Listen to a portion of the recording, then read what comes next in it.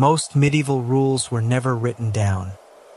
People simply watched others and learned what they were allowed to do. If you are listening at night, tell me where you are and what time it is. Welcome to Dreamy Old Stories, where we share slow and gentle stories from history. These stories are made to calm your mind and help you fall asleep. The night is quiet over the village. A slow wind moves across the open fields beyond the houses, brushing gently through tall grass that bends and rises again without hurry. The sound is soft and steady, almost like breathing. Most of the people in the village are still asleep, resting beneath heavy wool blankets inside small wooden homes. Nothing in this place wakes quickly. The medieval world often begins its morning slowly, as though the land itself prefers patience. At first, there is only darkness and the faint outline of rooftops resting beneath the fading stars. The sky far away along the horizon begins to lighten very gradually. The change happens so gently that no one can clearly say when night truly becomes morning. Then somewhere nearby, a rooster crows. The sound is uncertain at first, almost like a question. A moment later, another rooster answers from farther down the path. Soon a third joins in from the edge of the village where the fields begin. The day is quietly beginning. Inside one small house, a man wakes as the faint light touches the wooden wall beside him. He lies still for a moment, listening to the familiar sounds forming outside. A door creaks somewhere nearby. A chicken scratches softly against dry ground. In the distance, a cow shifts its weight inside a simple wooden shelter. These are the sounds of ordinary life. The man rises slowly and pulls on his rough wool clothing. The floor beneath his feet is cool, and the room still holds the quiet chill of night. He steps outside and breathes in the cold morning air, while the sky continues its slow change from gray to pale blue. Around him, the village begins to stir. Another door opens, then another. People step into the morning one by one, not with urgency, but with the calm acceptance that the day has arrived and work will soon begin. No one here seems surprised by the rhythm of life. It has followed the same pattern for many years. And hidden inside this peaceful rhythm are many rules. Most of these rules are never written down. They are not carved into stone or carefully recorded in books. Instead, they exist quietly in the habits of the people who live here. A farmer knows which field he may walk into and which field belongs to someone else. A baker knows exactly when bread should be placed in the oven, so that it is ready when villagers begin arriving in the morning. A servant working inside the nearby manor house understands where to stand and where not to stand when the Lord enters the hall. These things are rarely explained aloud. They are simply known. Medieval society is built upon these quiet understandings. The structure of the world is not always enforced by loud authority. Instead, it rests on memory, tradition, and the steady repetition of daily life. Children learn the rules by watching. A young boy walking beside his father through the fields notices how his father greets certain people with respect while speaking more casually to others. A young girl helping her mother carry water from the well observes which families arrive early and which ones patiently wait their turn. Over time, these small observations become lessons, and eventually those lessons become habits. The village itself reflects this quiet order. Narrow dirt paths wind between houses, leading toward the central well and the open space where people sometimes gather. The homes are simple, built from wood and stone, their walls shaped by many seasons of rain and wind. Chickens wander freely across the ground. A dog sleeps beside a doorway. A wooden cart leans quietly against the side of a barn. Everything appears ordinary. Yet even here, small details reveal the invisible structure of medieval society. Not everyone moves through the village in the same way. A lord who owns the land might ride slowly along the path on horseback. When he passes, villagers often step aside. Some lower their heads slightly in acknowledgement. No one needs to announce that this should happen. It simply does. In the same way, a blacksmith does not suddenly decide to become a baker, and a baker does not abandon his oven to begin working iron at the forge. Each person belongs to a particular role within the village. These roles are not only about work, they are about identity. For many people in medieval society, the work they perform is closely tied to their place in the world. A farmer's family may have worked the same land for generations. A craftsman's trade may be passed from parent to child. The path of life is often visible long before a person reaches adulthood. Even clothing reflects this quiet structure. A passing traveler might notice that most villagers wear rough fabrics designed for long hours of labor. The colors are simple, the stitching practical. These clothes are made to last through hard work and changing seasons. But if a noble visitor arrives, the difference is immediately clear. The fabrics are finer, the colors deeper, the garments carefully tailored to show wealth and position. In some regions, there are even laws describing what kinds of clothing certain people may wear. These rules help maintain the visible order of society, ensuring that status can be recognized almost instantly. It may seem unusual to modern eyes, but in the medieval world, clear boundaries create stability. People understand where they stand. They know who holds authority, who performs which tasks, and how respect should move through the community. As the morning continues, the sun slowly climbs higher above the village. Light spreads across rooftops and fields, warming the ground that was cool only a short time ago. Work begins in earnest now. Farmers walk toward the fields carrying wooden tools over their shoulders. A woman kneels beside a small garden patch near her home, gently pressing seeds into the soil. The blacksmith opens the wide door of his workshop, allowing the first light of morning to reach the heavy iron tools waiting inside. The rhythm of the day has begun, and beneath every simple movement lies the quiet presence of the forgotten rules that shape medieval society. They guide where people stand. They guide how people speak. They guide how life unfolds, one calm day after another, in a world that moves slowly and remembers its traditions well. The morning continues to unfold across the village in an unhurried way.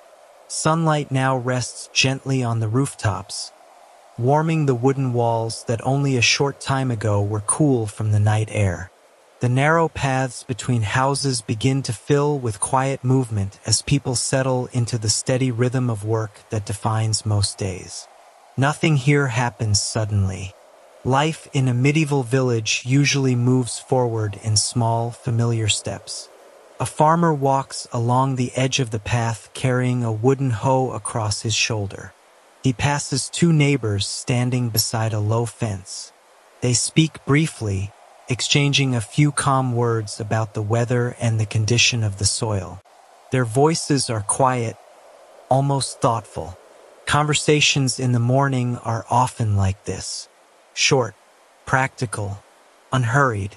People do not gather in large groups to discuss plans or debate ideas.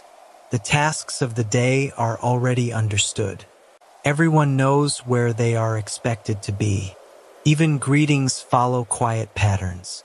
A young boy passing an older man lowers his head slightly as he walks by. The movement is small and natural. It is something he has learned simply by watching others. Respect moves gently through the village, flowing from younger people toward elders, from workers toward masters, and from villagers toward the lord who owns the land. These gestures may seem simple, but they are part of the invisible structure that keeps medieval society steady. No one stands in the center of the village explaining these rules. Yet everyone follows them. Near the middle of the village stands the well, a simple stone circle that provides water for the nearby homes. Several people have already gathered there this morning. Clay buckets and wooden pails rest on the ground as water is slowly drawn upward from the cool darkness below. This small place also has its quiet customs. People arrive at different times, but there is always an understanding of who has been waiting longest. No painted lines mark the ground. No one carries a list of names. Still, the order is rarely confused. If someone accidentally steps ahead of another person, there may be a short pause, a glance, polite shift of position. Balance returns quickly, because medieval communities depend heavily on memory. Everyone remembers how things are usually done. This shared understanding guides many parts of daily life. In the nearby fields, farmers are already beginning their work. The land stretches outward beyond the village in long, narrow strips. Each strip belongs to a different family, though the divisions are not always marked by fences. A person who lives here does not need visible boundaries. They know exactly where their land begins and where it ends. These borders exist in memory, passed quietly from one generation to the next. A father shows his son where the plow should turn. A mother reminds her children which patch of land belongs to a neighboring household. The knowledge becomes part of everyday life. Across the fields, a pair of oxen pull a wooden plow through the soil. Their movement is slow and steady, guided by a farmer who has walked behind this same tool many times before. He knows the feel of the earth beneath the blade. He knows when the soil is soft enough to turn easily and when it resists slightly after a dry season. These details matter. And yet the farmer does not work entirely for himself. The land he cultivates is part of a larger system known as the manor. The lord who owns the manor holds authority over much of the surrounding land. Farmers living here are expected to give a portion of their harvest or labor in return for the right to work these fields. This arrangement is simply part of the world they know. Few people here question it. Just as the farmers understand their obligations, the Lord understands his role as well. He is expected to provide protection and maintain order within the lands under his control. These expectations form another layer of medieval rules. Inside the manor house, which stands slightly apart from the village, the morning unfolds in a different rhythm. The building itself is larger than the nearby homes, with thick wooden beams supporting the high roof. A wide hall forms the center of the house. Long tables stand along the floor, and a large hearth burns steadily at one end of the room. Servants move quietly through the space. Each one knows their tasks without needing constant instruction. One servant sweeps the floor with slow, careful strokes. Another arranges cups and plates along the wooden table where the Lord and his guests will later sit. Even the placement of these objects follows a quiet order. The Lord sits at what is called the high table, positioned at the far end of the hall. Important visitors sit nearby, while others are placed farther along the benches. Servants rarely sit at these tables. Instead, they remain standing, ready to bring food or clear dishes when the meal begins. These positions are not random. They reflect the layered structure of medieval society, where rank and responsibility shape nearly every interaction. A young servant walking through the hall must remain aware of these boundaries. If he accidentally steps too close to the high table or interrupts a conversation between important guests, the mistake becomes immediately clear. No one may shout at him, but a quick look from an older servant or a quiet gesture from the steward is enough to guide him back to the proper place. Corrections in medieval life often happen this way. Softly, through habit and observation, outside the manor house, the village continues its calm activity beneath the rising sun. The baker's oven has already produced the first loaves of bread for the day. Warm air carrying the scent of fresh grain drifts gently along the path. A few villagers stop briefly to collect their share before returning to their work. Even this simple exchange follows familiar customs. Payment may come in the form of grain, small coins, or sometimes labor offered at another time. These arrangements are rarely written down. They depend on trust built slowly between neighbors who have known each other for many seasons. Trust is another quiet rule of medieval life. Without it, the delicate balance of the village would be much harder to maintain. As the morning slowly moves toward midday, the sounds of work spread across the fields and pathways.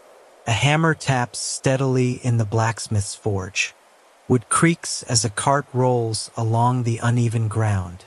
Somewhere a group of children runs briefly across the edge of the square before disappearing behind a row of houses. Even their play follows certain limits.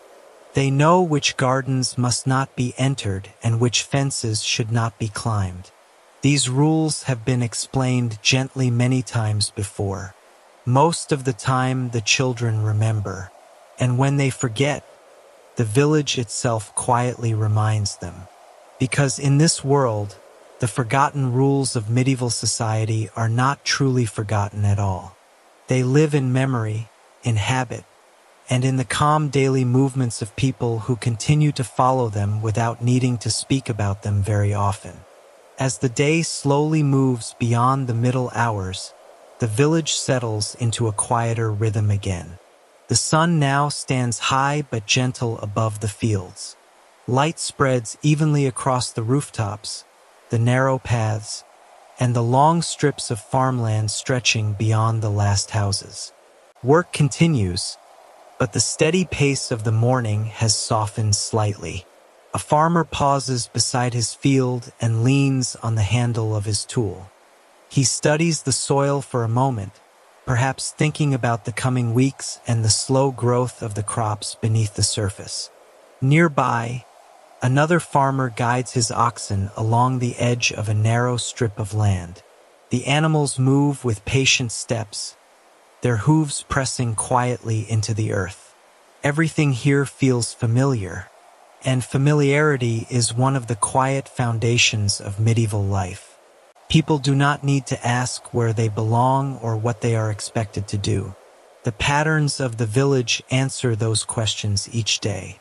A person learns the rules not through instruction, but through repetition.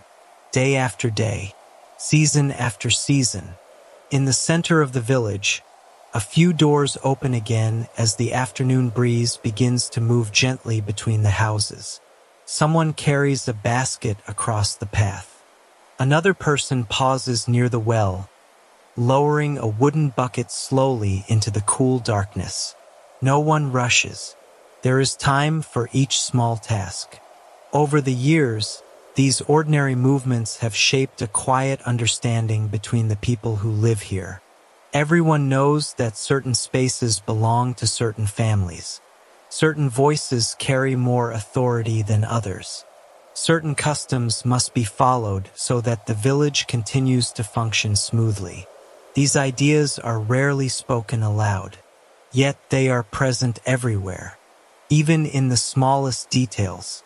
The way someone steps aside on a narrow path to allow another person to pass. The way a younger villager waits before speaking when an elder is nearby. The way workers gather their tools before the sun begins its slow descent toward evening. Each action fits gently within the structure of the world around them. Farther away, near the manor house, a servant walks along the outer wall carrying a small bundle of firewood. He moves quietly, aware of the routines inside the hall where preparations for the evening meal will soon begin. He knows which doors should remain closed and which paths he may use without disturbing others. These are things he has learned over time, not through written instruction, but through careful observation. This is how many of the forgotten rules of medieval society continue to survive. They pass silently from one generation to the next. Parents show children through example. Masters guide apprentices through routine. Elders offer small corrections when someone forgets the proper way to do something. Nothing about this process feels dramatic. It happens slowly, almost invisibly, and so the village continues its quiet existence beneath the open sky. The fields remain patient. The houses stand in their familiar places. The people move through their daily lives guided by traditions that feel as steady and natural as the turning of the seasons.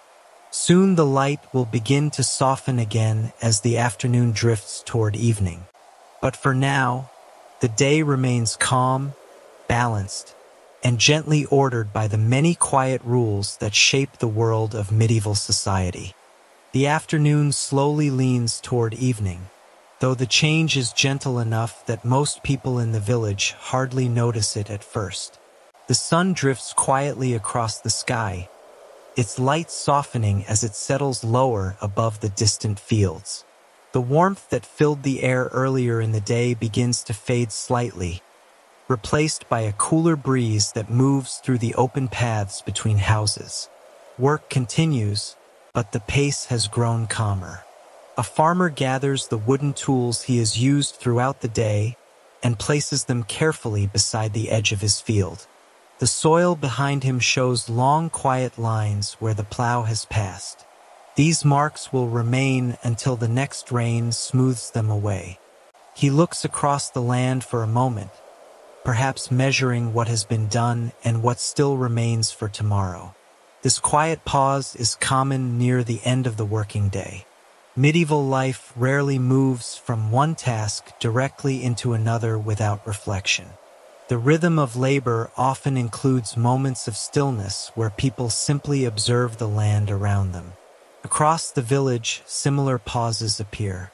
A woman rinses a wooden bowl at the well, allowing the cool water to run slowly over its surface before placing it inside a basket.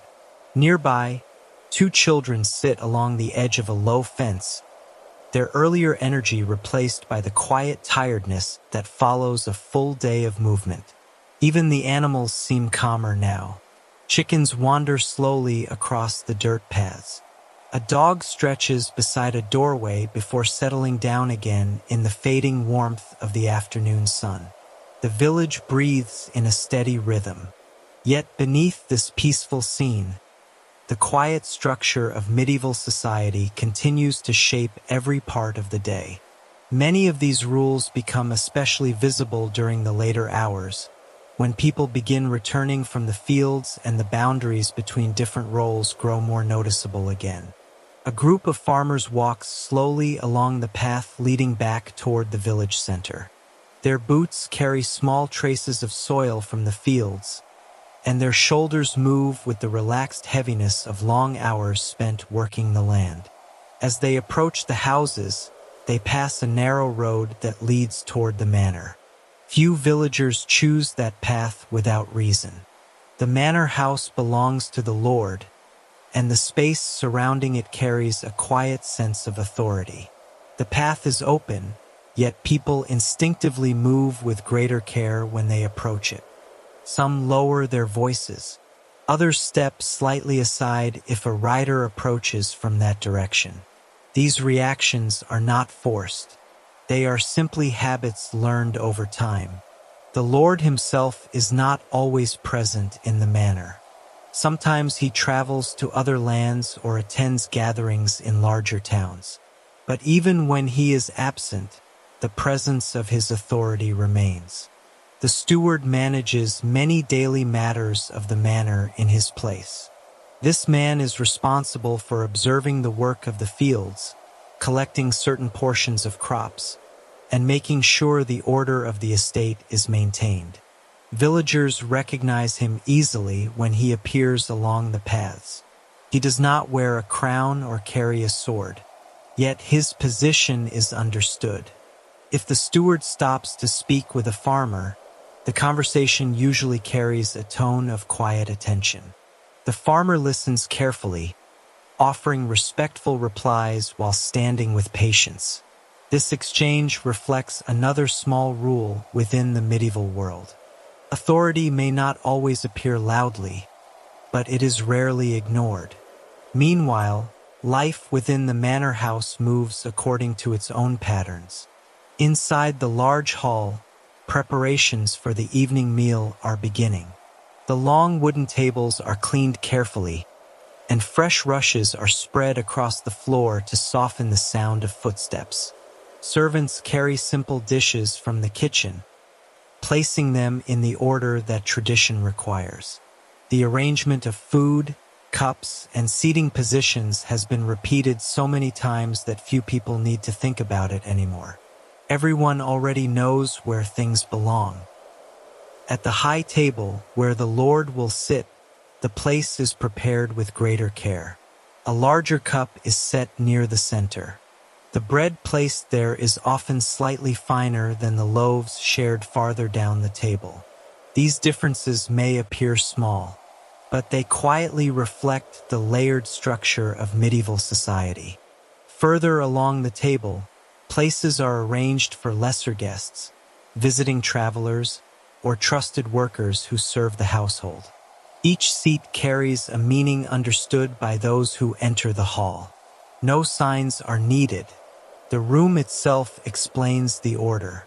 Outside, the sky continues its slow shift toward evening colors. Long shadows stretch across the village paths as the sun lowers behind distant trees. The sounds of work gradually fade, replaced by quieter movements as people begin settling into the final hours of the day. A cart rolls slowly toward a small barn. A woman gathers a few pieces of firewood near the edge of her home. Somewhere in the distance, the blacksmith closes the heavy wooden door of his workshop, ending the steady rhythm of hammer against iron that filled the air earlier. Even the marketplace, which may have been active earlier in the day, grows calm now. Stalls are folded away. Tables are cleared.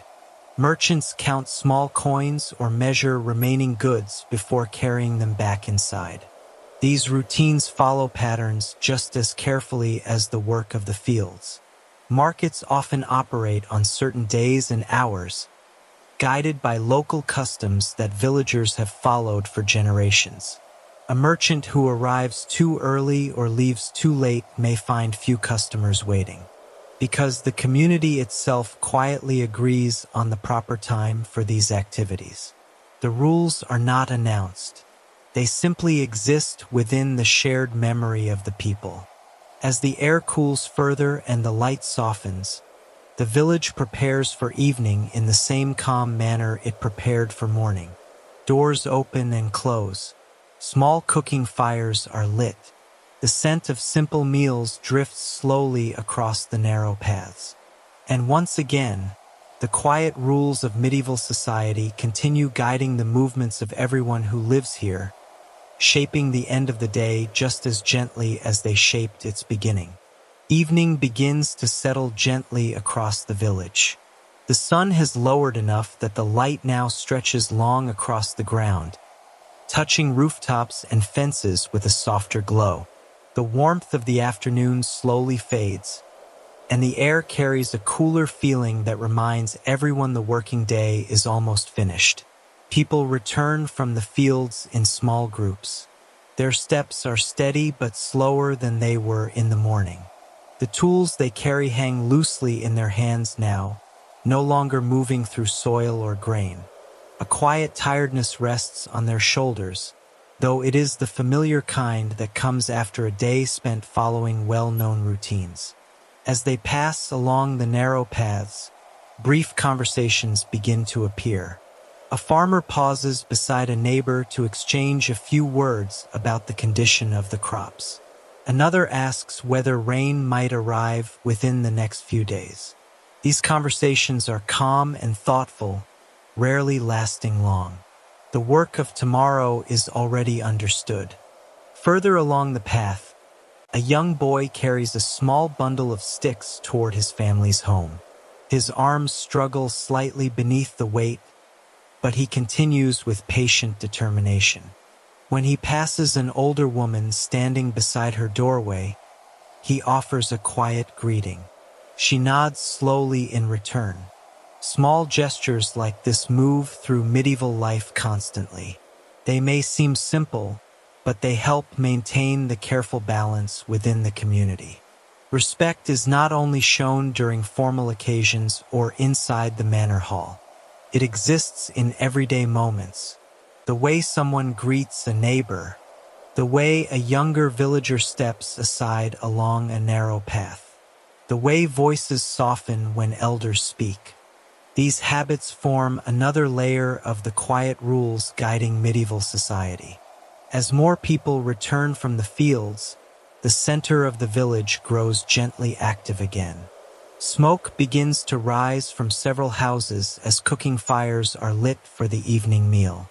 The smell of wood smoke mixes with the scent of bread and simple stews prepared from grains and vegetables gathered earlier in the day. Families move through their homes with familiar efficiency. One person prepares the fire. Another arranges bowls or wooden plates along a rough table. Children carry water from the well while older family members finish the final small tasks before darkness arrives. These routines repeat themselves almost every evening, because in the medieval world, the structure of daily life rarely changes.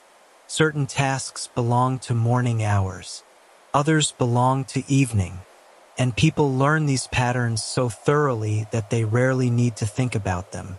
Beyond the houses, the manor hall begins to glow faintly as firelight grows stronger inside. Servants move quietly through the large room, placing dishes along the tables in preparation for the evening meal. Their movements are practiced and careful. Each person understands exactly what must be done. A servant carries a wooden pitcher to the high table. Another spreads fresh bread across the center of the hall where guests will soon gather. No one needs to explain the order. It has been repeated countless times before.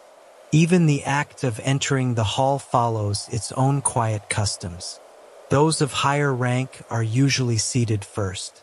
Others wait patiently until their place at the table becomes clear. These moments are rarely chaotic. Instead, they unfold slowly, guided by habits everyone already understands. If a visitor unfamiliar with the manor were to enter the hall, they might feel uncertain about where to stand or when to sit. But for those who live and work here, the structure of the room itself quietly explains everything. The high table stands slightly raised. The benches stretch outward from it. The servants move along the outer edges of the space. Every position carries meaning. Meanwhile, outside the manor grounds, the village settles deeper into the calm rhythm of evening. The last sounds of work disappear from the fields. Tools have been stored away, animals guided into simple shelters for the night. The open land beyond the village begins to grow quiet again as the fading light softens the outlines of distant hills. Children who spent the afternoon running along the paths now gather near their homes. Their voices are quieter, their energy fading as the day draws toward its end. Some sit beside their parents while simple meals are shared. Others listen as older family members speak about the events of the day. These conversations are rarely dramatic. Often they include small details that might seem unimportant to an outsider. The condition of a fence, the behavior of a neighbor's animals, the slow progress of a crop in the fields. But within these quiet exchanges, something important is happening. Knowledge is passing between generations. Children hear how their parents speak about neighbors, about land, about responsibility. They learn how respect should sound, how patience should appear, and how the village expects its members to behave. The lessons are rarely explained directly. Instead, they are absorbed naturally, like the rhythms of the seasons. This is how many of the forgotten rules of medieval society continue to survive. They are not written clearly in documents. They live in memory. They live in habits. They live in the calm repetition of ordinary days. As darkness slowly begins to replace the fading light, the village prepares once again for night. Doors close gently. Lanterns and candles flicker inside small homes. The wind moves quietly through the open fields beyond the last houses, carrying with it the cool air of approaching night. And through all of it, the invisible structure of medieval society continues to guide the people of the village, shaping their actions, their voices, and their relationships in ways that feel as steady and familiar as the turning of the day itself. Night slowly returns to the village. The last light of the sun fades beyond the distant fields, leaving behind a quiet blue sky that gradually deepens toward darkness. One by one, small lights begin to appear inside the houses. Candles flicker gently through narrow windows, and the soft glow of cooking fires rests against the wooden walls. The village grows quieter again. Most of the work of the day has already been finished. Tools are stored away, animals rest inside simple shelters, and the narrow paths between homes are no longer busy with movement. Families now sit together inside their houses, sharing simple meals and quiet conversation. These moments may appear ordinary, but even here the quiet rules of medieval society remain present. Inside many homes, the seating around the table follows familiar patterns. Elders often sit in places of quiet importance, while younger members of the family take their places nearby. Children listen more than they speak, observing the conversations of the adults around them. They are learning even when no one directly teaches them. They notice how their parents speak about neighbors with careful respect. They hear the tone used when mentioning the lord of the manor or the steward who oversees the fields. These small details slowly shape their understanding of the world. Outside, the cool night air spreads gently across the land.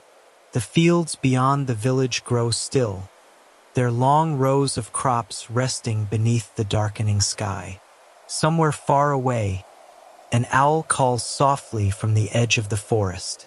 The sound travels easily through the quiet countryside.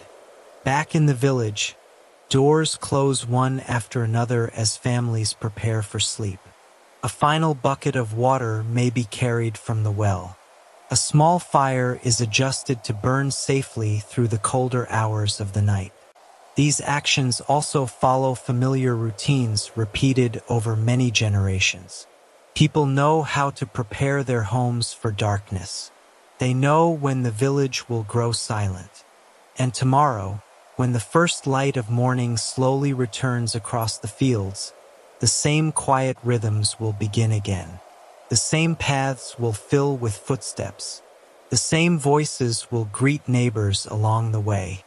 And once again, the forgotten rules of medieval society will continue guiding every small moment of life within the village, steady and almost invisible, just as they have done for many years. Morning returns to the village once again, almost the same as it did the day before. The sky begins its slow change from darkness to pale gray. A cool mist rests quietly across the fields beyond the houses, drifting gently above the soil as if the land itself is still half asleep. The village remains calm for a while longer. Most doors are still closed. The small paths between homes lie empty, marked only by the faint footprints left from the evening before. The air carries a quiet stillness that often appears in the early hours before people begin moving through their routines again. Then, slowly, the familiar sounds return. A rooster calls out from somewhere near the center of the village. The sound is sharp but brief, and after a moment the quiet settles again. Soon another rooster answers from farther away. Morning is beginning. Inside one small house, a woman rises from her bed and steps carefully across the wooden floor. The room is dim, lit only by the faint gray light entering through a narrow opening in the wall. She moves without hurry. Most people in the medieval world begin their days this way, quietly and with patience. There is little reason to rush. The rhythm of the day will unfold slowly, just as it always has. Outside, she gathers a few pieces of wood beside the doorway and prepares a small cooking fire. The sound of the flame catching the dry wood spreads softly through the cool air. Soon thin smoke begins rising upward, joining other faint trails of smoke that appear across the village as more homes begin preparing the first meal of the day. Morning routines often look simple, yet they follow patterns shaped by many quiet rules. For example, the well in the center of the village becomes active early each morning. Several villagers arrive carrying wooden buckets or clay jars. They lower ropes slowly into the cool darkness below and lift the water carefully to the surface. Even here, the order of movement is rarely confused. People understand who arrived first. They allow space for one another to work. If someone finishes quickly, another steps forward naturally without being told. These small acts of cooperation help the village function smoothly. No official instructions are required. The habits have existed for many years. Nearby, the baker has already begun his work long before the sun has fully risen. Inside the small bakery, the oven glows faintly with heat. Dough rests across a wooden table, shaped into simple round loaves. The baker moves steadily from one task to another. He understands exactly when the fire must be strongest, when the bread should enter the oven, and how long the loaves must remain inside before they are ready. These details come from experience passed through generations of bakers before him.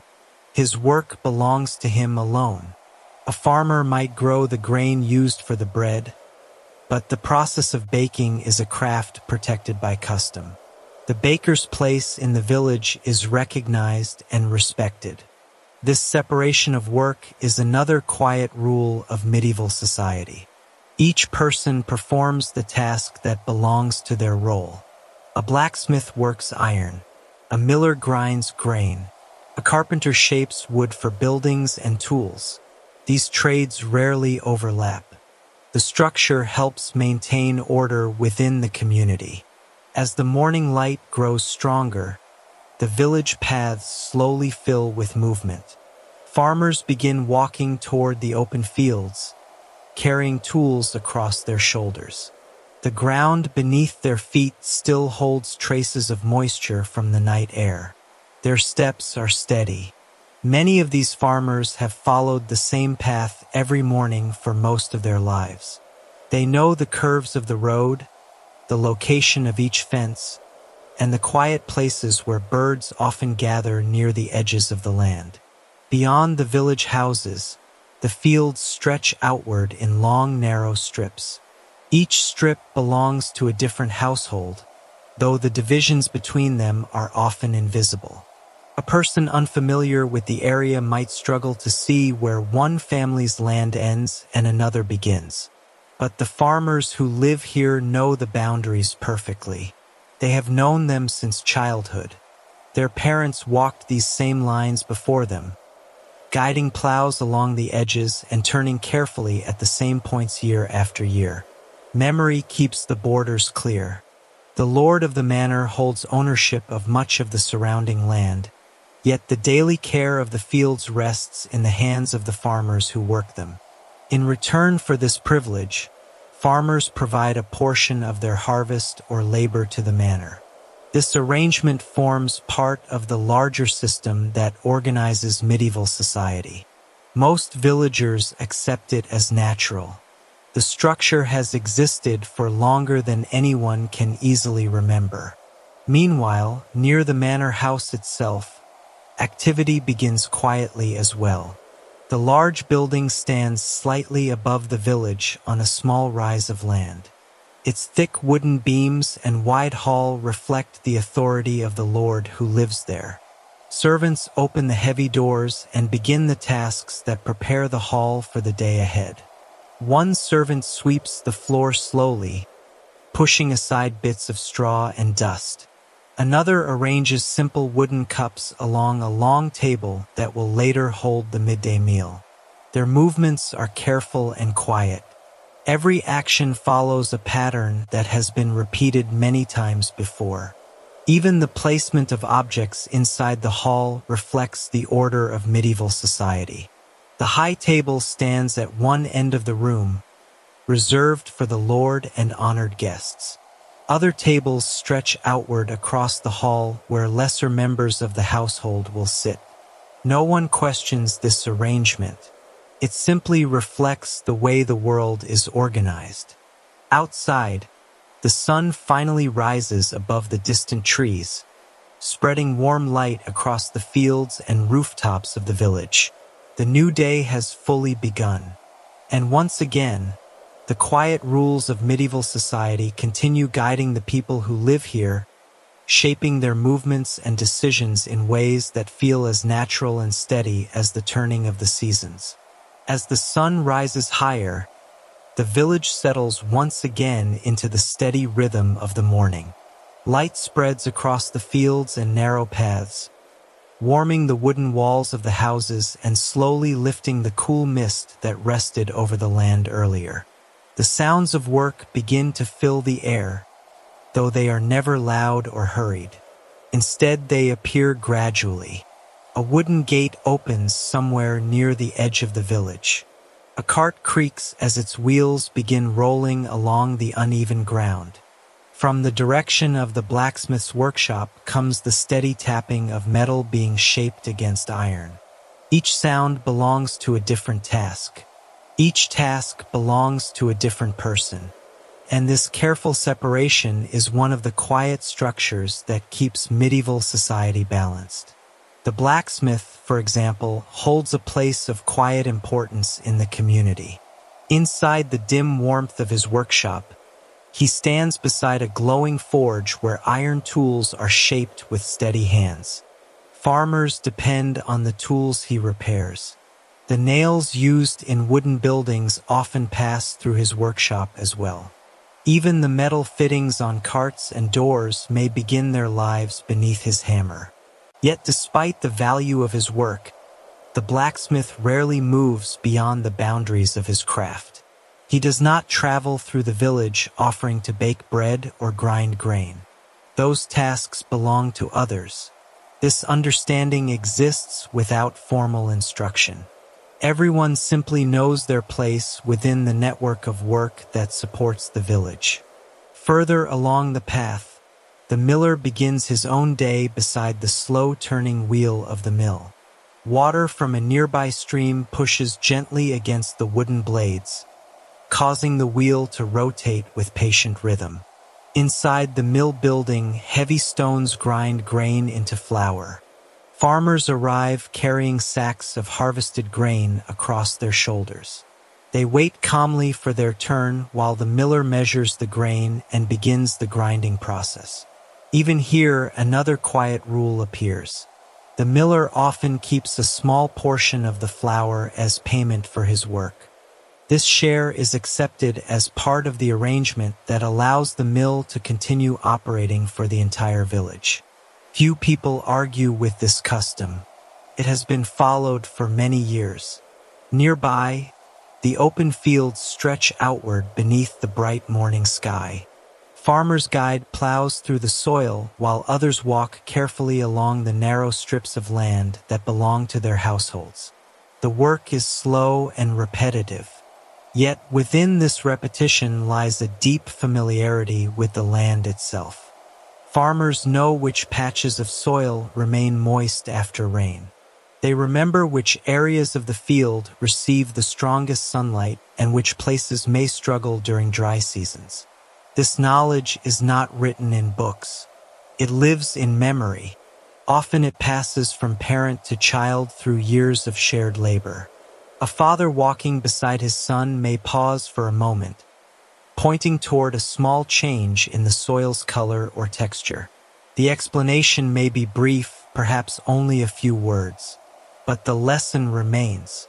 Over time, the son learns to see the land in the same careful way. These quiet exchanges help preserve both the work of farming and the customs that surround it. Meanwhile, the village itself continues its steady activity. Women carry baskets of vegetables gathered from small garden plots behind their homes. Chickens wander freely across the open ground, occasionally scattering when someone walks too close. Children move between houses performing small tasks given to them by their families. Some carry water from the well. Others gather small sticks or pieces of firewood. Even these simple responsibilities help introduce them to the structure of village life. Children learn quickly that certain places require care and respect. They know not to enter another family's garden without permission. They understand that certain paths leading toward the manor should not become places for loud games. Most of the time these rules are followed naturally, because the children have watched older villagers behave in the same careful way. As the morning progresses, the presence of the manor continues to influence the atmosphere of the village. The building itself stands slightly apart from the smaller houses, its size and position quietly reminding everyone of the authority connected to the land. From time to time, the steward may appear along the paths leading from the manor. His task is not always to command or punish. Often he simply observes. He walks through the fields, speaks briefly with farmers, or checks the condition of tools and storage barns that belong to the estate. Villagers usually greet him with polite attention. They understand that his role connects them to the Lord who owns the land. This relationship forms one of the central arrangements within medieval society. Farmers work the land and produce food. In return, they receive protection and the right to remain on the land where their families live. The balance between these responsibilities is not always perfect, but it remains an accepted part of life. As the sun continues its slow climb toward midday, the village moves forward with the calm determination that defines most medieval days.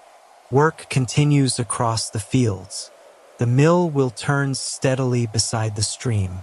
The blacksmith's hammer rises and falls with patient rhythm. Each movement reflects a role that has been shaped by tradition, habit, and the many quiet rules that guide medieval society. These rules are rarely spoken aloud, yet they remain present in every task, every greeting, and every shared understanding that allows the village to function in quiet harmony beneath the open sky. By the time the sun reaches the middle of the sky, the village has fully settled into the quiet rhythm of the day. The morning work continues steadily, though the pace remains calm and familiar. Across the open fields, farmers guide their tools through the soil with the patient movements that come from many years of repetition. The land stretches outward in long, narrow strips, each one carefully remembered by the families who work them. To an unfamiliar visitor, the fields might appear confusing. The boundaries are rarely marked by fences or stones. The soil simply continues from one strip to the next without clear lines. But the villagers know exactly where those invisible borders lie. A farmer walks his plow to a certain point and turns without hesitation. The next strip belongs to someone else. The knowledge has been passed quietly through generations, preserved in memory rather than written records. These unwritten boundaries are another example of the quiet rules shaping medieval life. The land itself becomes part of the village's shared understanding. Nearby, a pair of oxen pauses briefly while their owner adjusts the wooden harness resting across their shoulders. The animals breathe slowly in the warm air before the farmer guides them forward again. Their steady movement presses new lines into the soil, preparing the ground for seeds that will be planted later in the season. Work in the fields rarely draws attention to itself. There are no sudden bursts of energy, no dramatic moments of change. Instead, there is patience. And patience is one of the most important qualities in a world where survival depends on the slow growth of crops and the careful management of land. Back in the village center, activity remains quiet but constant.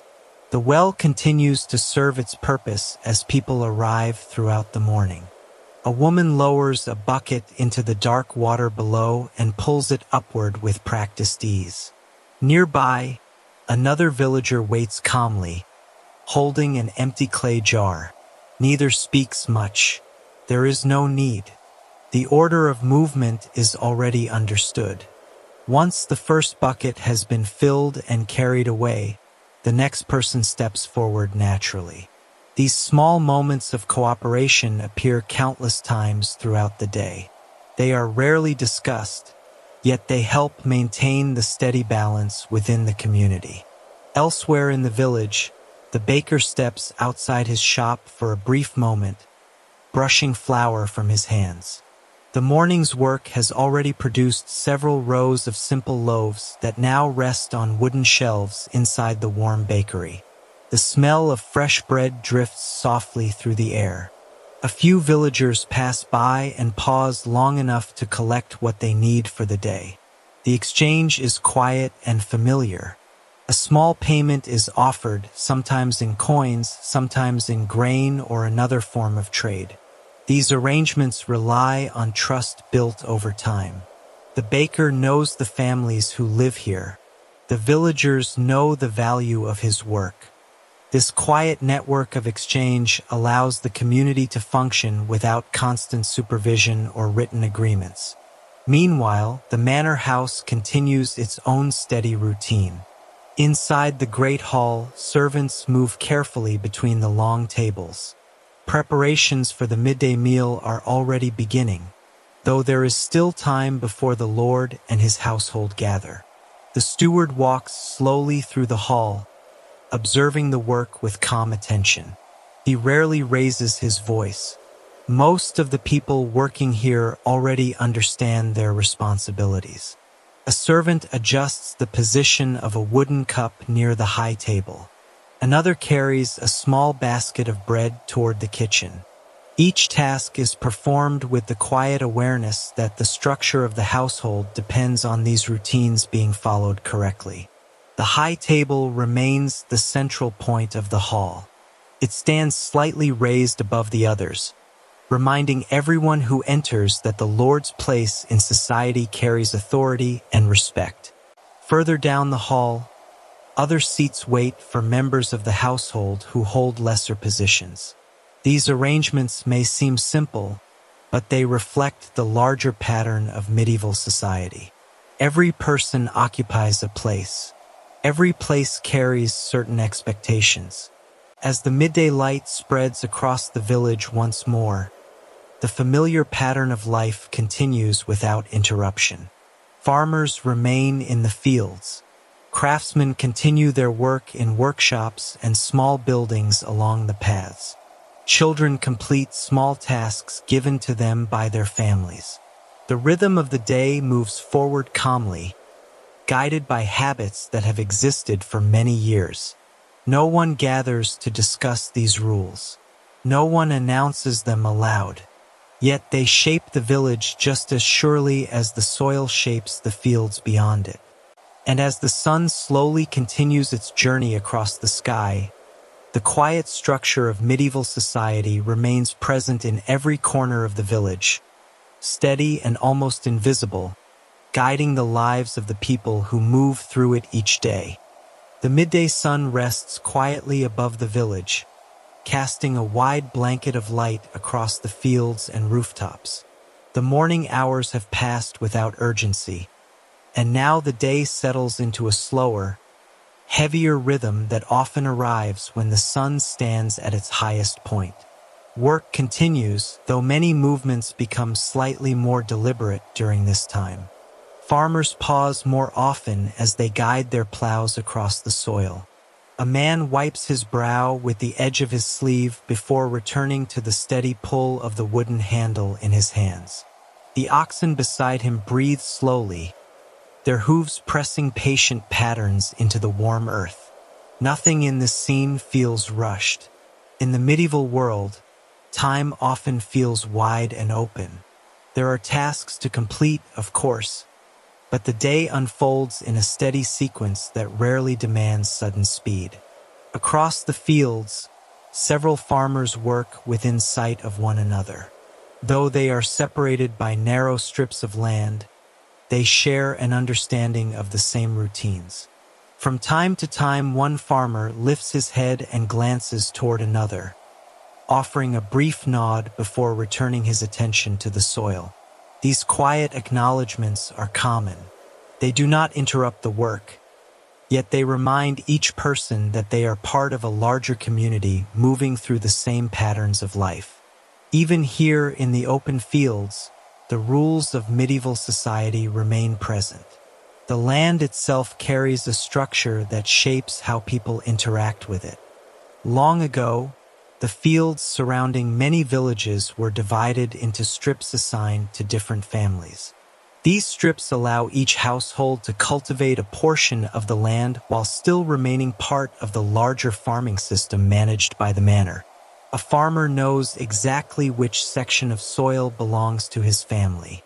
He also knows which sections belong to his neighbors.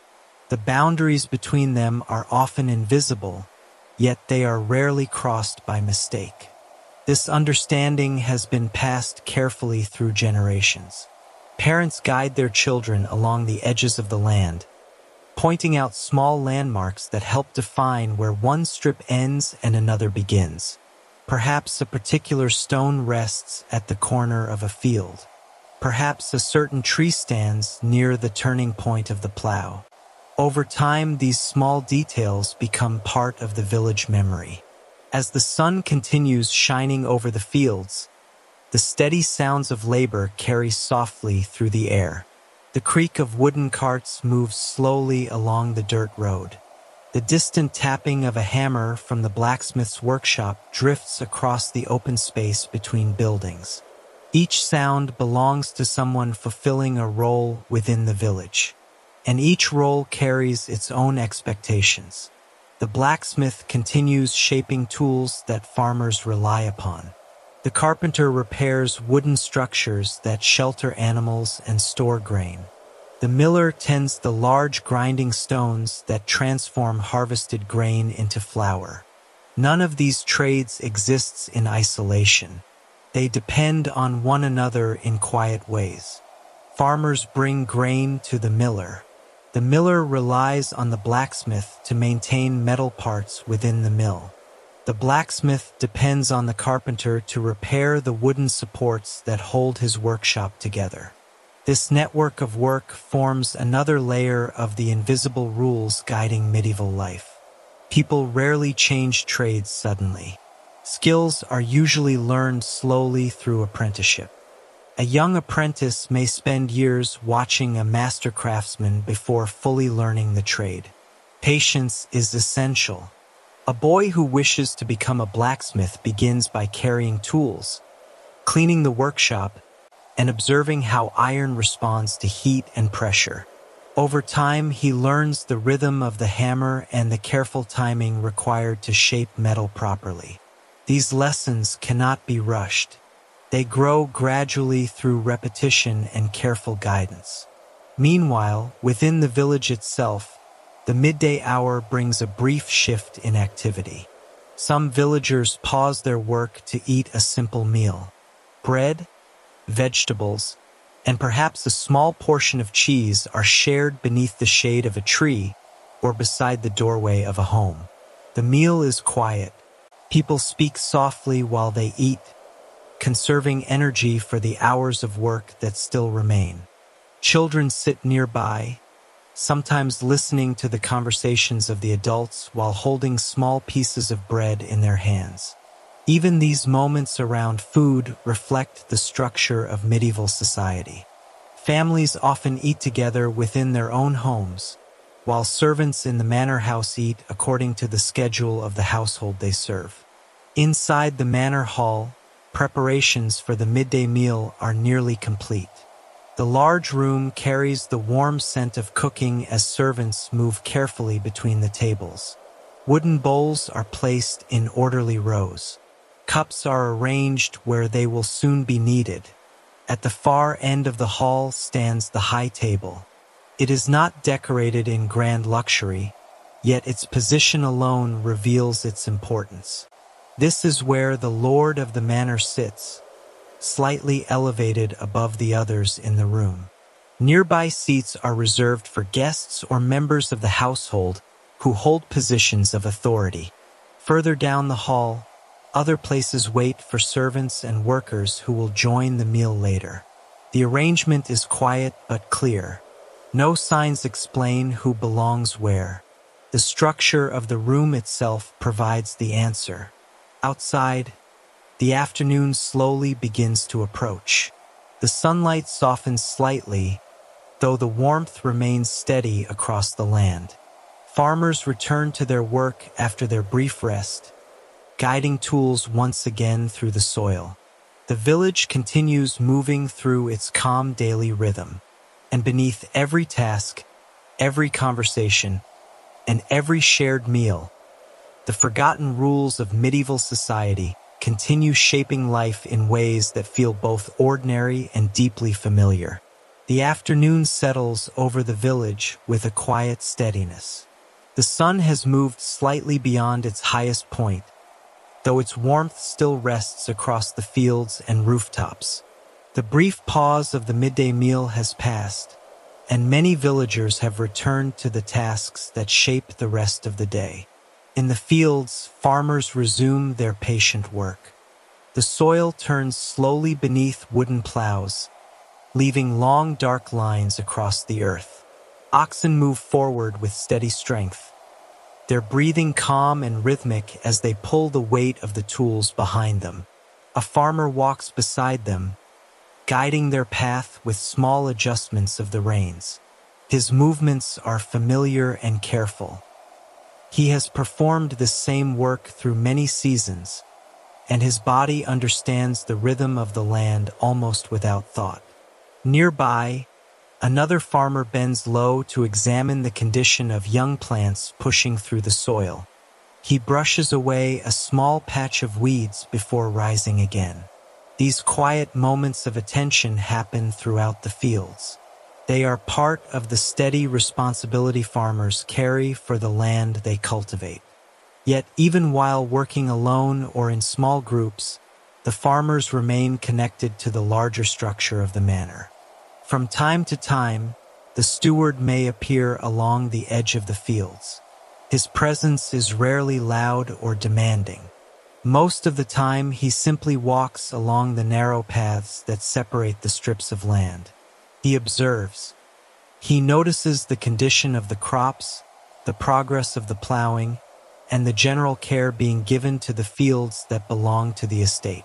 When he speaks with a farmer, the exchange is usually brief. The farmer listens respectfully, offering quiet replies. Both men understand their positions within the arrangement that shapes the manor.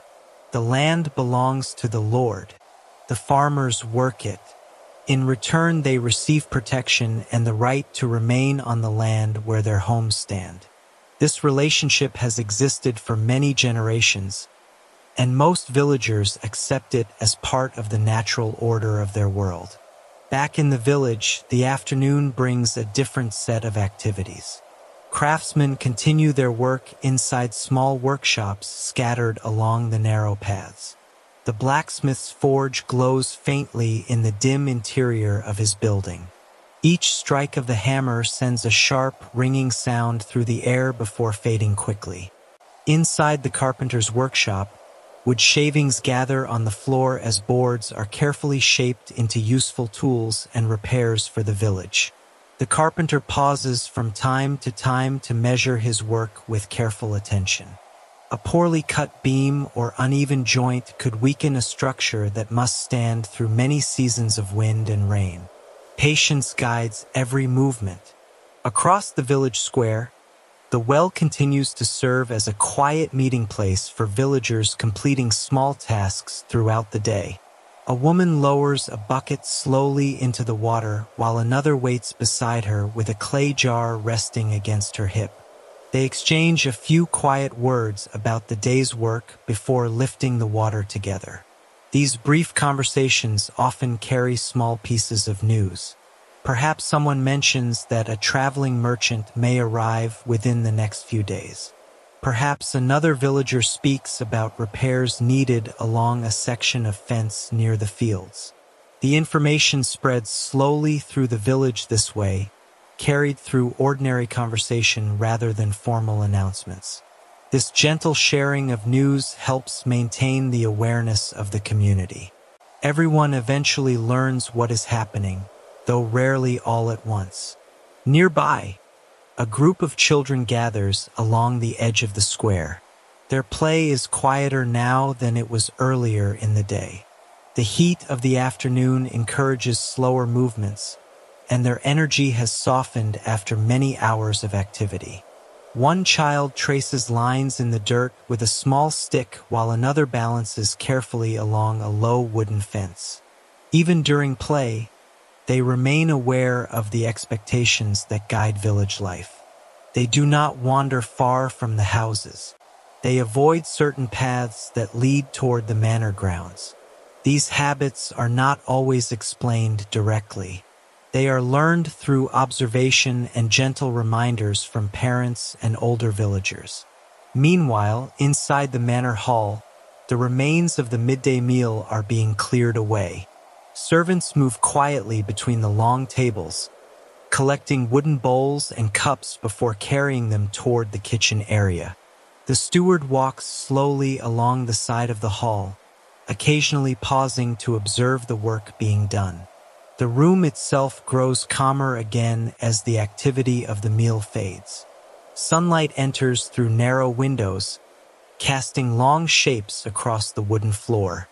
Soon the hall will return to a quieter state, waiting until evening preparations begin. Outside, the village continues its slow movement through the afternoon hours. Farmers remain in the fields. Craftsmen continue their careful work. Children carry small bundles of sticks or buckets of water as they help their families prepare for the later hours of the day.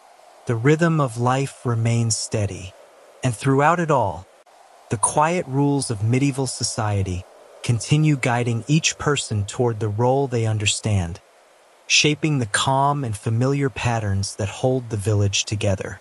As the afternoon continues its slow passage toward evening, the warmth of the day begins to soften across the village. The sun lowers gently in the sky, and long shadows stretch across the fields and narrow paths between the houses. The steady work of the day is still underway, though many movements now carry the calm patience that comes as the day begins to wind down. In the fields, farmers guide their plows along the final lines of soil before returning home. The oxen step carefully across the earth, their pace unchanged, their strength steady even after many hours of labor. A farmer pauses for a moment, resting both hands on the handle of his plow while he looks across the land. From this distance, he can see other farmers finishing their work as well, each one moving slowly toward the edge of the fields. These quiet endings to the day happen almost the same way every evening. The land has received its care. The tools have done their work. Now the farmers begin gathering what they need before walking back toward the village. The tools are lifted onto shoulders. A rope is tied gently around the oxen to guide them home. No one rushes. The rhythm of the village rarely encourages haste. Along the dirt path leading from the fields, several farmers walk together for a short distance before their routes separate. They exchange a few quiet words, perhaps speaking about the condition of the soil or the hope for rain during the coming days. Their voices remain calm and steady. Conversations in this world often follow the same quiet tone that shapes the rest of life. Back in the village, similar preparations are beginning. The blacksmith allows the fire in his forge to settle lower as the day's final piece of work cools on the iron surface beside him. He wipes his hands slowly and steps outside the workshop to feel the cooler air that has begun moving through the village. Nearby, the carpenter places his tools carefully inside a wooden chest. Each tool has its place, and the careful storage ensures they will be ready again when the next day begins. These small acts of closing the day follow habits formed through many years of routine. Across the village square, the well remains active as people collect the final water needed for cooking and evening tasks. A wooden bucket rises slowly from the dark water below, dripping gently as it reaches the surface. A woman lifts it carefully and pours the water into a clay jar while another villager waits patiently beside her. There is no urgency in their movements. Everyone understands that evening is approaching, but the pace of the village rarely changes suddenly. Children move quietly through the square now, their earlier play replaced by smaller responsibilities. Some carry kindling toward their homes while others help gather vegetables from garden plots behind the houses. Their tasks may be simple, but they introduce the younger members of the village to the steady rhythm of daily life. Little by little, they learn the customs that shape the community. They learn when work should begin. They learn how respect should be shown. They learn how the village expects its people to move, speak, and cooperate with one another. Most of these lessons are never spoken directly. They are simply observed and repeated. Near the manor house, servants begin preparing the hall once again as evening approaches. The room grows gradually warmer as the large hearth is fed with fresh pieces of firewood. The long tables are checked carefully. Wooden cups are placed where they will soon be needed. The high table at the end of the hall receives special attention, as it always does. Even after many years, the routines remain precise. The steward passes through the hall once more, offering a quiet nod to the servants who continue their work. Outside, the sky slowly changes color. The bright light of afternoon fades into softer shades that rest gently across the rooftops and fields. The air grows cooler, and the sounds of work across the village begin to disappear one by one. Farmers return along the paths. Craftsmen close the doors of their workshops. Cooking fires begin to glow inside the houses. The village prepares once again for the quiet hours of evening. And through every small action, every careful routine, and every shared understanding between neighbors, the quiet rules of medieval society continue guiding life forward, steady and familiar as the fading light of the day. Evening slowly settles across the village once more. The sun has begun its gentle descent toward the distant line of trees beyond the fields. Its light now falls at a softer angle, touching the rooftops and pathways with long golden shadows that stretch quietly across the ground. The heat of the afternoon fades, replaced by a cooler breeze that moves slowly between the houses. For many villagers, this hour brings a natural pause. The long stretch of work that filled the day is nearly complete. Farmers guide their oxen along the final path from the fields toward the village. Their steps are calm, the tools resting across their shoulders as they walk. Dust rises lightly beneath their boots. Behind them, the fields grow quiet again, the soil left in careful rows that will wait patiently until the next day of labor. These moments of return happen every evening, and like so many parts of medieval life, they follow familiar patterns. A farmer approaching the village often slows his pace slightly as he passes near the homes of neighbors. Brief greetings are exchanged along the path. Sometimes there is a quiet question about the condition of the crops or the promise of rain in the coming days. These conversations are never hurried. They appear naturally, like small pauses in the rhythm of the day. As the farmers move farther into the village, they begin guiding their animals towards small wooden shelters or fenced areas beside their homes. The oxen lower their heads as they enter the familiar spaces where they will rest for the night. A farmer removes the wooden harness slowly and sets it aside. The animals breathe calmly as the last warmth of the day settles over the village. Nearby, the narrow paths between houses grow slightly busier as more people complete the final tasks of the afternoon. A woman steps out of her doorway carrying a basket of vegetables gathered from a garden behind her home. Another villager passes by with a bundle of firewood balanced carefully in his arms. Small movements fill the space between homes. Yet even during these ordinary moments, the quiet rules of medieval society remain present. People greet one another with respect. They allow space along the narrow paths when someone carrying a heavy load approaches. Voices remain calm and measured. These habits help maintain the steady harmony of the community. Children also move through the village during this hour, though their play has become quieter as evening approaches. Some help their parents gather tools left outside during the day. Others carry small buckets of water from the well. Their tasks are simple, but they are important. Through these small responsibilities, children slowly learn how life within the village functions. They learn that work has its proper time. They learn that certain tasks must be finished before darkness arrives. And they begin to understand the expectations that guide everyone around them. Near the center of the village, the well continues to serve its daily purpose. Several villagers gather there during the early evening hours, filling jars or buckets that will be used for cooking and cleaning. The stone edge of the well has been worn smooth by many hands over many years. A wooden bucket disappears into the darkness below, followed by the quiet sound of water as it is lifted back to the surface. Two neighbors exchange a few words while they wait their turn. Perhaps they speak about a fence that needs repair near the fields.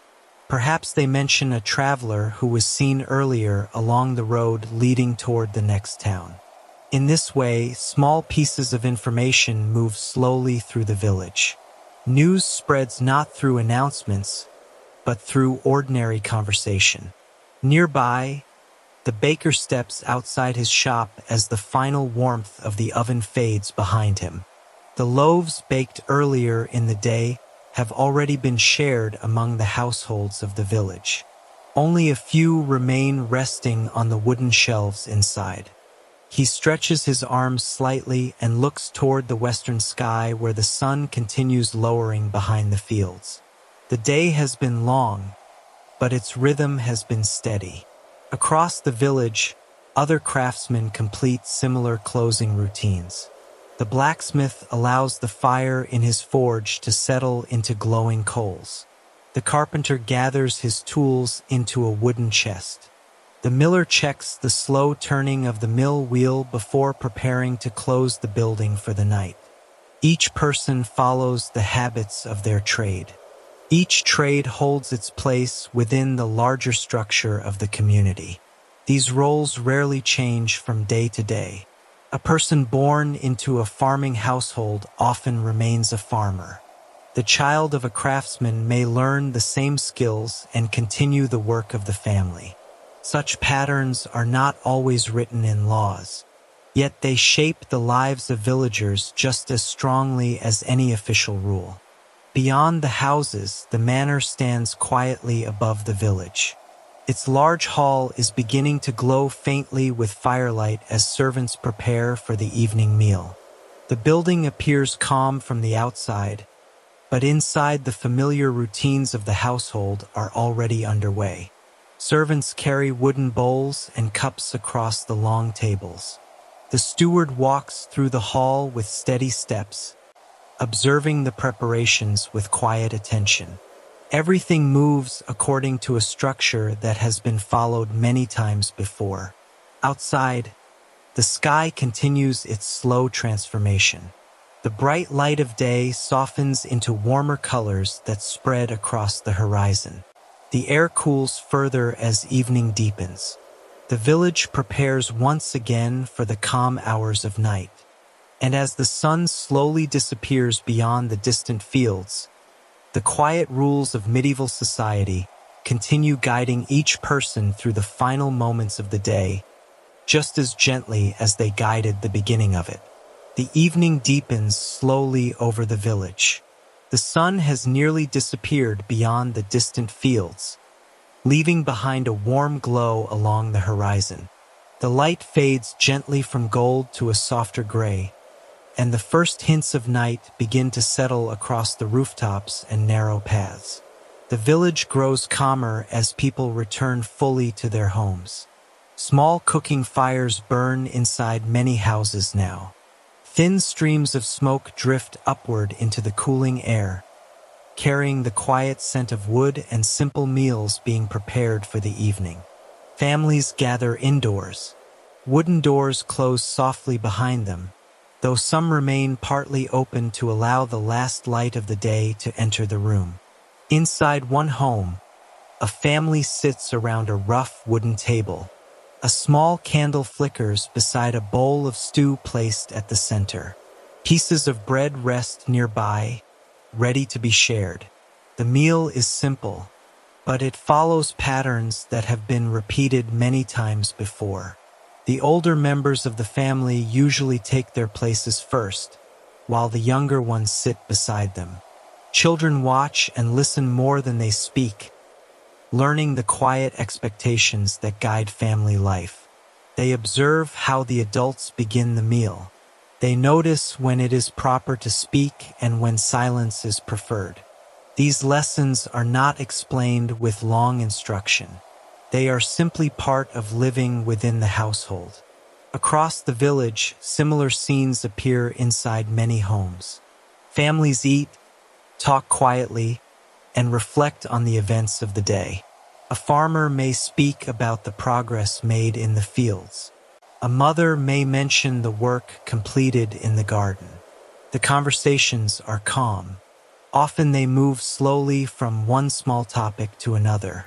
In this way, the knowledge of daily life passes naturally from one generation to the next. Children hear how their parents speak about neighbors, about land, and about responsibility. They learn the tone of respect used when discussing the lord of the manor or the steward who oversees the estate. These small details shape their understanding of the world they live in. Outside, the village square grows quiet. The well, busy throughout the day, now stands alone beneath the darkening sky. The wooden bucket hangs motionless above the water below, waiting until morning when the first villagers will arrive again. Nearby, a few lanterns begin to glow along the paths. Their light is faint, but enough to guide anyone still walking between the houses. Most people, however, have already settled indoors. Night in the medieval world often arrives earlier than in modern times. Without bright lamps or electric lights, the hours after sunset are naturally quieter. People rest. They talk. Sometimes they complete small tasks near the warmth of the fire. Across the village, the sounds of the day fade almost completely. The blacksmith's hammer no longer rings from the workshop. The mill wheel beside the stream turns more slowly as the water continues its gentle flow. Even the animals grow still inside their shelters. Yet beyond the quiet houses, one place remains active.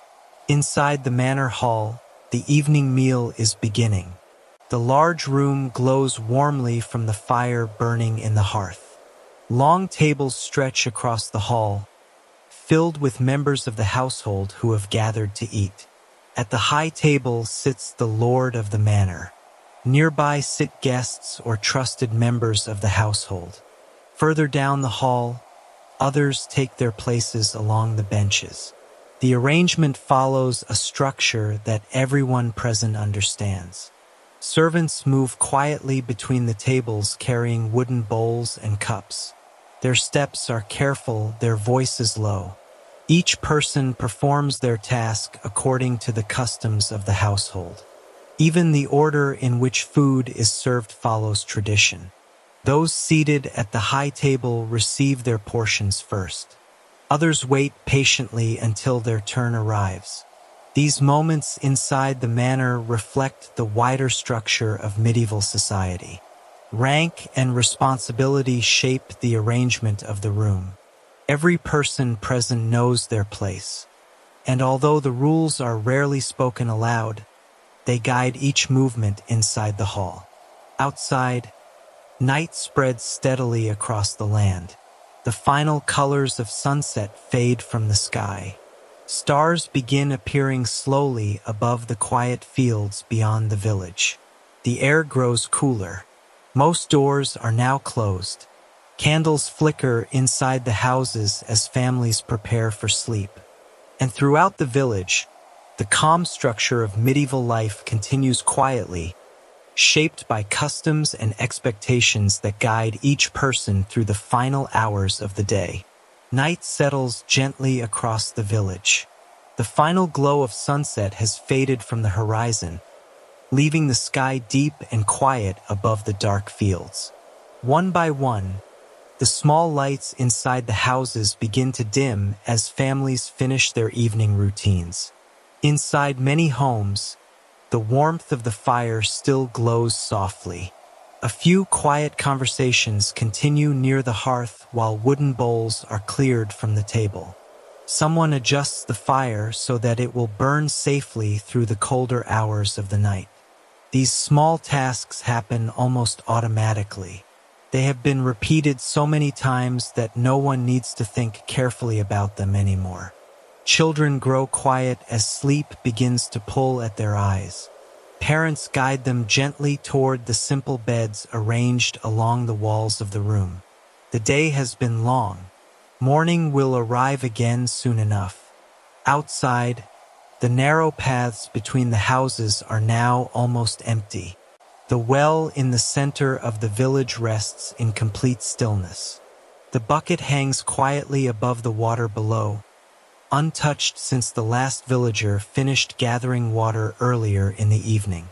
Nearby, a dog lifts its head briefly before settling down again beside a doorway. The air carries the soft sounds of the countryside. A distant owl calls from the edge of the forest. Wind moves slowly across the open fields beyond the houses. The land itself seems to rest. Even in this quiet hour, the invisible structure of medieval society remains present. The village is calm not only because people are tired, but because everyone understands the rhythm of the day. Work belongs to daylight. Rest belongs to the dark hours. These expectations shape how the entire community moves through time. Inside the manor hall, the evening meal has finished as well. Servants clear the final dishes from the tables, carrying wooden bowls toward the kitchen. The large room slowly returns to silence as the household prepares to rest. The high table stands empty now. The fire in the hearth burns lower. Soon the great hall will grow dark until morning light returns through the narrow windows. Outside, the village sleeps beneath the quiet sky. Tomorrow the same paths will fill with footsteps again. The same fields will wait for careful work. And the same quiet rules that guide medieval society will once again shape the gentle rhythm of another day.